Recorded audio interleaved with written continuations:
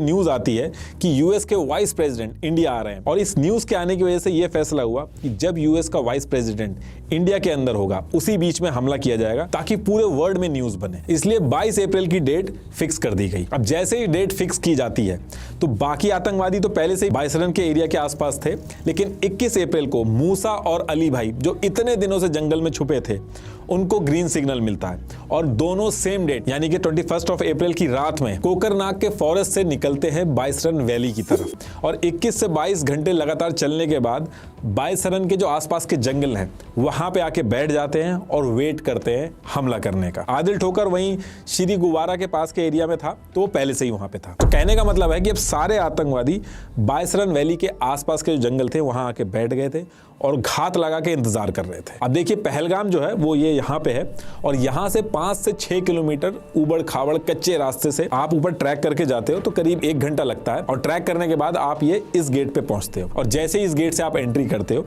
तो एंट्री करते ही 800 मीटर लंबा और 600 मीटर चौड़ा ग्रीन मैदान दिखता है। यही मैदान है बाइसरन वैली, और इसी के आसपास के जंगलों में आतंकवादी छुप के वेट कर रहे थे। तो एक यहाँ से एंट्री एग्जिट गेट है और एक यहाँ से एंट्री एग्जिट गेट है इस मैदान का। और सिक्योरिटी जो है वो अमरनाथ यात्रा के टाइम यहाँ प्रोवाइड होती है। बाकी के टाइम सिक्योरिटी तभी आती है जब टूर ऑपरेटर या होटल वाले इन्फॉर्म करते हैं अथॉरिटीज को कि टूरिस्ट ज्यादा हो गए, तब वो सिक्योरिटी आती है। अब इसके बाद 22 अप्रैल 2025 का दिन स्टार्ट होता है।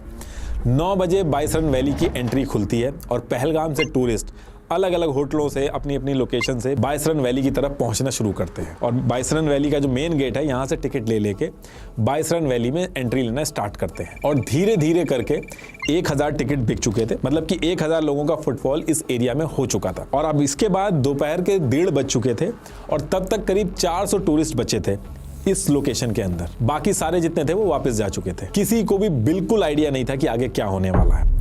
अब इसके 15 मिनट बाद यानी कि 1:45 पे पहला आतंकवादी मोस्ट प्रोबेबली आदिल ठोकर जो था वही घुसता है। देखिए यहाँ पे जो मैं आपको जितनी भी चीजें बताऊंगा इस पूरे सीन में ये कहना मुश्किल होगा कि इधर से मूसा गया या इधर से आदिल गया, क्योंकि इस चीज का कॉन्फर्मेशन नहीं हो पाया कि आदिल किधर से घुसा, मूसा किधर से घुसा। सिर्फ इतना कंफर्म हुआ है कि मूसा, अली भाई और आदिल वहां पे थे जिन्होंने बंदूकें चलाई थी, और कुछ आतंकवादी जो थे वो जंगल में एज अ बैकअप थे। कुछ ऐसे थे जिनके हाथ में बंदूक नहीं थी लेकिन वो भीड़ में मिले हुए थे। इसलिए एक्चुअल में उस समय वहां पे कितने आतंकवादी थे ये कहना मुश्किल था, लेकिन अली भाई, मूसा और आदिल ठोकर ये कंफर्म थे वहां पे जिन्होंने बंदूक उठा के लोगों को मारा। तो इस तरीके से एक आतंकवादी कश्मीरी फेरन पहन के ये इस तरफ से ग्राउंड में एंट्री करता है। इसकी वगैरह कश्मीरी जो फेरन इसने पहन रखी थी उसके अंदर छुपा रखी थी, तो आराम से पब्लिक के बीच में घुस के इधर ये जो एंट्री एग्जिट गेट है इसकी तरफ जाने लगता है। जैसे ही ये एंट्री एग्जिट गेट पे पहुंचता है ये बंदूक निकाल के हवा में फायरिंग करना स्टार्ट कर देता है। किसी आदमी पे नहीं चलाता है, हवा में कॉन्टिन्यूसली फायरिंग करता है और भीड़ को जो मेन एंट्री एग्जिट गेट है उसकी तरफ ले जाने की कोशिश करता है।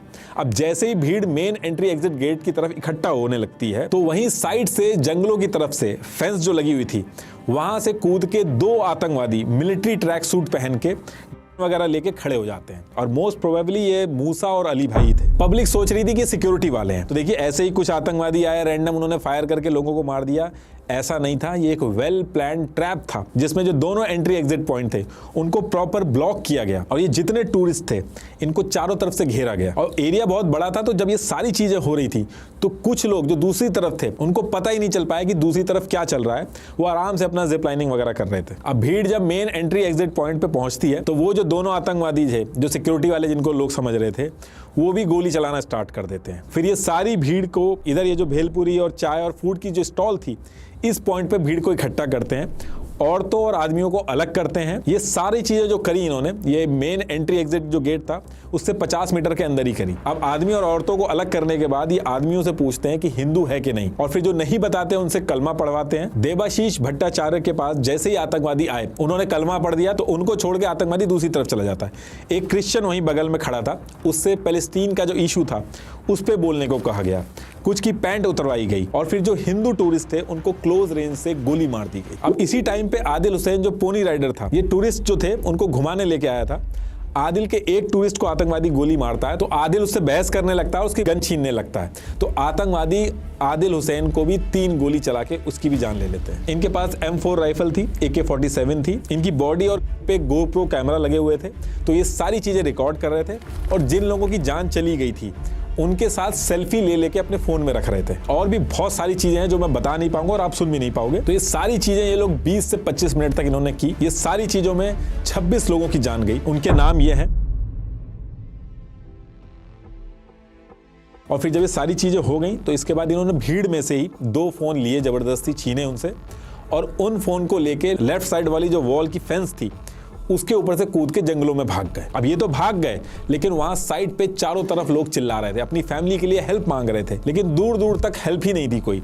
फिर जैसे तैसे करके 2:30 बजे पुलिस के पास पहली बार इंफॉर्मेशन पहुंचती है कि बायसरन वैली में आतंकवादियों ने ये सब कर दिया है। पहलगाम पुलिस स्टेशन के SHO शॉक्ड हो जाते हैं और इनको बायसरन वैली पहुंचने में टाइम लगता, तो इन्होंने जल्दी मदद भिजवाने के लिए कश्मीर की सारी यूनियन के जो जनरल प्रेसिडेंट अब्दुल वाहिद थे इनको इन्फॉर्म करते हैं कि ये सारी चीजें हो गई और जल्दी से जल्दी हेल्प भेजी जाए। और अब्दुल वाहिद को जैसे ही पता चलता है वो पोनी ओनर एसोसिएशन के प्रेसिडेंट रईस अहमद भट्ट को बता देते हैं। इनके भी फोन के नेटवर्क नहीं आ रहे थे, तो ये अकेले ही बायसरन वैली की तरफ भागने लगते हैं और जो रास्ते में जो इनको 1-2 लोग मिलते हैं उनको अपने साथ ले लेते हैं और जंगल से शॉर्टकट लेके फोर्सेस से पहले पहुंच जाते हैं। कहने का मतलब है कि इतनी भीड़ में सिर्फ 5 से 6 लोग ही पहुंच पाए थे मदद के लिए। ये प्रोफेशनल भी नहीं थे, तो ये लोग पीठ वगैरह पे बैठा के जिस तरीके से रेस्क्यू किया जा सकता था वो कर रहे थे। फिर जैसे तैसे करके SHO रियाज जो है वो पहुंचते हैं और फिर CRPF की 116 बटालियन के कमांडेंट राजेश कुमार जो थे वो अपनी 25 लोगों की टीम के साथ पैदल भागते भागते साइड पे पहुंच जाते हैं और फिर रेस्क्यू ऑपरेशन स्टार्ट होता है। हेलीकॉप्टर वगैरह आते हैं। अब जैसे ही हमला होता है इसके थोड़ी देर बाद TRF जो थी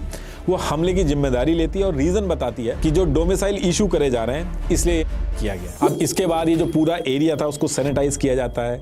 टूरिस्ट जो थे जिनके साथ ये सारी चीजें हुई थी उनके स्टेटमेंट लिए जाते हैं, स्केच बनवाए जाते हैं, क्रैकडाउन स्टार्ट होते हैं। OGW जो थे उनको पकड़ा जाता है, उनके स्टेटमेंट लिए जाते हैं और लोग जो इन्वॉल्व थे उनको पकड़ के कैसे प्लानिंग हुई उसको जोड़ा गया और जो OGW और आतंकवादी पकड़े जा रहे थे उनके जो घर थे उनको लगा के डिस्ट्रॉय कर दिया जा रहा था। अब इसमें सबसे इंपॉर्टेंट चीज ये है कि TRF ने तो ऑलरेडी जिम्मेदारी ले ली थी इस पूरे हमले की, लेकिन 25 अप्रैल 2025 को यूनाइटेड नेशन सिक्योरिटी काउंसिल ने